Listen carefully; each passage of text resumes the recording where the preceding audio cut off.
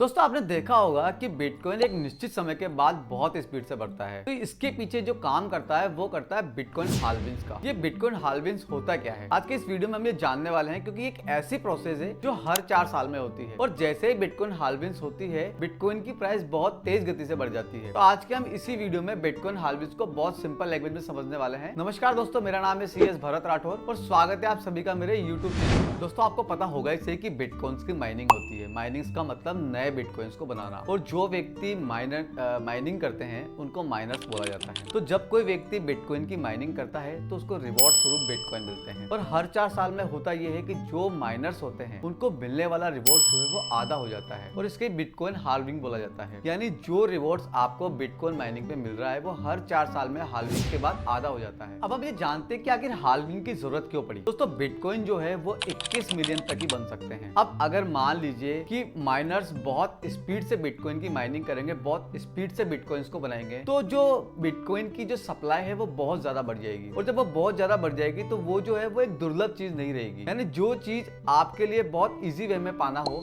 तो उसकी रेट भी बहुत कम हो जाती है। तो इन रिवॉर्ड्स को कम करके जो बिटकॉइन सप्लाई है उसको कम कर दिया जाता है। अब जब बिटकॉइन सप्लाई कम रहेगी और डिमांड जो है अगर उसकी बनी रहेगी तो फिर बिटकॉइंस की जो प्राइस है वो बढ़ जाएगी। इसलिए हाल्विंग की जरूरत पड़ी ताकि जो माइनर्स है वो जो बिटकॉइन की जो माइनिंग करें वो कम करें और जो बिटकॉइन की सप्लाई है वो एकदम से मार्केट में बहुत ज्यादा ना बढ़े, जिससे बहुत ज्यादा बिटकॉइन मार्केट में ना आ जाए। दोस्तों बिटकॉइन की माइनिंग पर माइनर्स को जो रिवॉर्ड्स मिलता है वो मिलता है पर ब्लॉक के हिसाब से। पहले ये रिवॉर्ड था 50 बिटकॉइंस पर ब्लॉक, के बाद हाल्विंग्स हुआ और ये रिवॉर्ड्स हो गया 25 बिटकॉइंस। के बाद फिर हाल्विंग्स हुई और उसके बाद ये जो रिवॉर्ड्स हो गया ये हो गया 12.5 बिटकॉइंस। जब 2024 में हाल्विंग्स हुई तो ये जो रिवॉर्ड्स हो गया ये हो गया 3.125 के हिसाब से। अब जब 2028 में फिर से हाल्विंग होगी तो ये इससे भी कम हो जाएगा। ये इसीलिए किया जा रहा है ताकि जो बिटकॉइन की सप्लाई है वो स्लो हो जाए। अब हम ये जानते हैं कि जब भी हाल्विंग्स होती है तो बिटकॉइन की जो प्राइस है वो बहुत स्पीडली क्यों बढ़ती है। देखिए जब हाल्विंग्स होती है और रिवॉर्ड्स कम हो जाता है तो उसकी सप्लाई हो जाती है स्लो। यानी आपके पास बिटकॉइन की अवेलेबिलिटी है कम पर डिमांड जो है वो तो बहुत स्पीड से बढ़ रही है। अब अगर कोई भी जो कोई भी वस्तु होती है अगर उसकी सप्लाई बहुत कम हो और डिमांड उसकी बढ़ती जाए तो उसकी प्राइस भी बढ़ती जाती है। तो हाल्विंग से क्या होता है कि बिटकॉइन की सप्लाई कम हो जाती है और डिमांड जो है वो स्पीडली बढ़ती जा रही है। तो जब बिटकॉइन की सप्लाई कम रहेगी और डिमांड बहुत ज्यादा रहेगी तो बिटकॉइन की जो प्राइस होती है वो तेज गति से बढ़ना शुरू कर देती है। अब अगर हम हाल्विंग्स के बाद के डेटा को देखें तो जब 2012 में हाल्विंग्स हुई थी